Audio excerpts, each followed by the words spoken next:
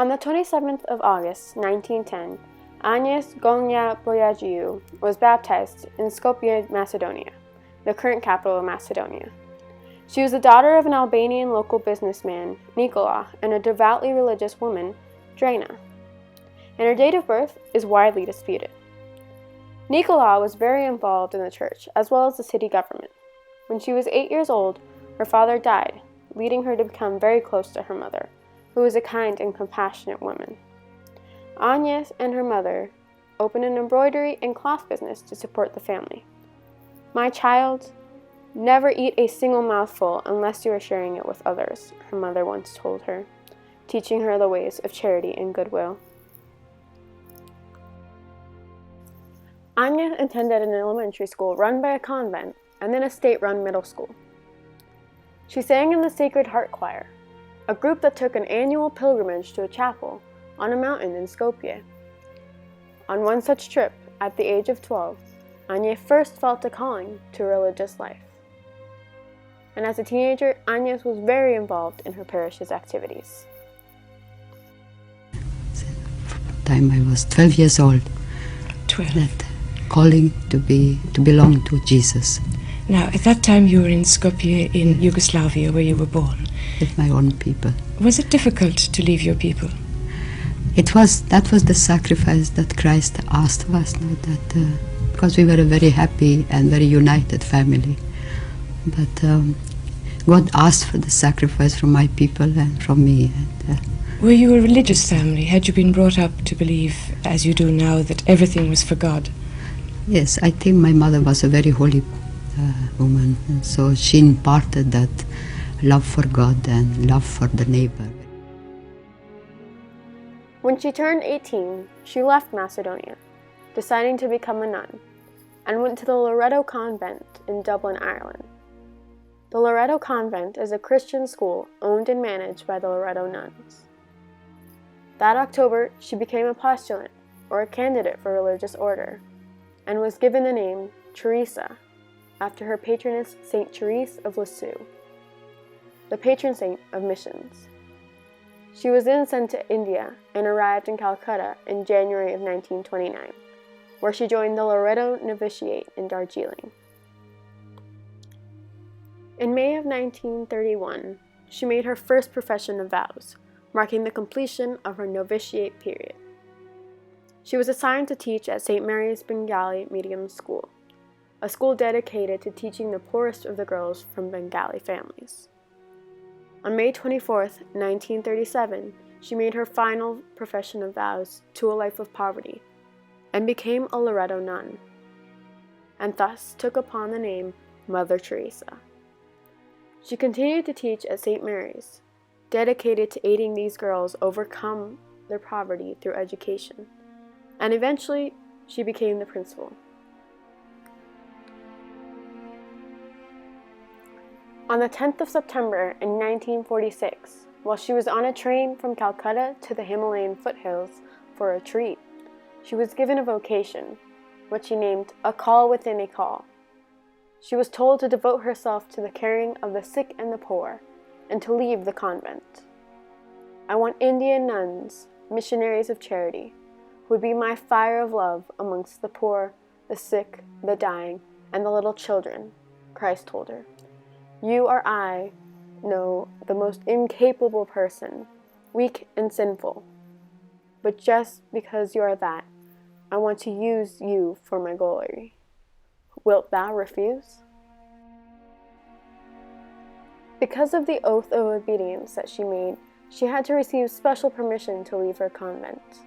After almost a year and a half of attempting to persuade the leaders, in 1948, she received special permission to leave the community and become an independent nun. She was then given 6 months of medical training, and once she was ready, she went out into the slums of Calcutta. She began to wear a plain sari and sandal, and began to teach the children of the slums, showing them how to read and write, as well as how to practice basic hygiene. She began an open-air school and established a home for the dying destitute, using a building she had convinced the government to donate. She then began visiting the families of these students, and soon became very popular throughout the slums. Within a year of beginning her work, her service grew, as many young women volunteered.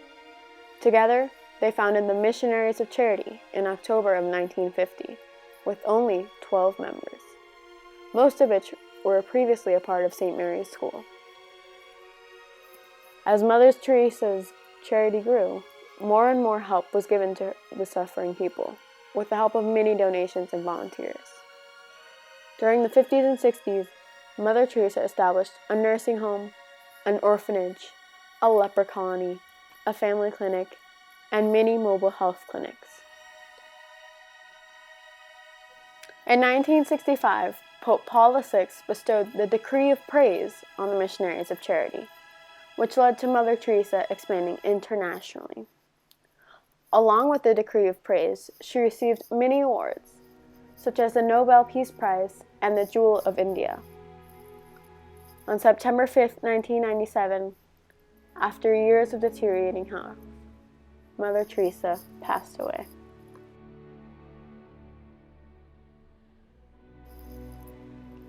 In a time of declining number of nuns, Mother Teresa, starting from nothing, founded the Missionaries of Charity, and in these missions alone, there were 3,914 nuns. Initially, the Missionaries of Charity consisted of 12 nuns, and as of today, there are 4,501 in over 133 countries. As well as the Missionaries of Charity, there are 4 other branches: the active branch of the brothers, the contemplative branch of the brothers, the contemplative branch of the sisters, and the Missionary of Charity fathers. Her missions are not limited to Catholics, as many of her followers are of other religions. The obedience and charity. When you talk, Mother, of the new congregation, did you start this congregation the Yes. second you left? It went with you. You became a missionary of charity instead of being a Loreto. Yes, we started, the approval came from Rome in 1950 on the 7th of October. And since then, the little congregation, first it became a diocesan congregation, and after 15 years it became a pontifical. Now we are a pontifical congregation with 850 sisters in it. As many as that? Yes. And do you find it easy to get sisters, because vocations have gone down for other orders? God has been very wonderful to us. We have 182 novices in our 3 novitiates, one in Rome and one in Calcutta and one in Melbourne. And I had news the other day from Calcutta to say that 109 aspirants have joined last June. Good gracious, Yes. because 2 would be a lot in Ireland, in the average congregation. It's a tremendous gift of God for us, because we are getting vocation from all over the world now. However, not everyone adored her because of her conservative Catholic views. She stood fairly strongly against abortion, which caused much controversy. "I feel the greatest destroyer of peace today is abortion," she said during her Nobel Peace Prize lecture. She also publicly advocated against the referendum of the Irish to end the ban on divorce. Christopher Hitchens even wrote a book about his criticism called The Missionary Position, Mother Teresa in Theory and Practice, where he argued that Mother Teresa glorified poverty to her own advantage and justified the spread of poverty. Despite the many people who criticized Mother Teresa, she was nominated for beatification a year after her death, which is less than the usual 5 years that passes before nominating a person. In 2003, Pope John Paul II beatified her. Although she is considered a modern-day saint, another miracle will need to be recognized by the Church in order to achieve official sainthood. Despite this, Mother Teresa was considered to be one of the greatest humanitarians of the 20th century. Although Mother Teresa affected millions of lives with her missions of charity, she was completely humble, attributing her success to Jesus. "As to my heart, I belong entirely to the heart of Jesus," she once said. Such humbleness and kindness is taught in her Missionaries of Charity. These missionaries have aided millions of impoverished people of many religions and allowed thousands of people to aid them. Because of these missionaries, Mother Teresa's legacy lives on.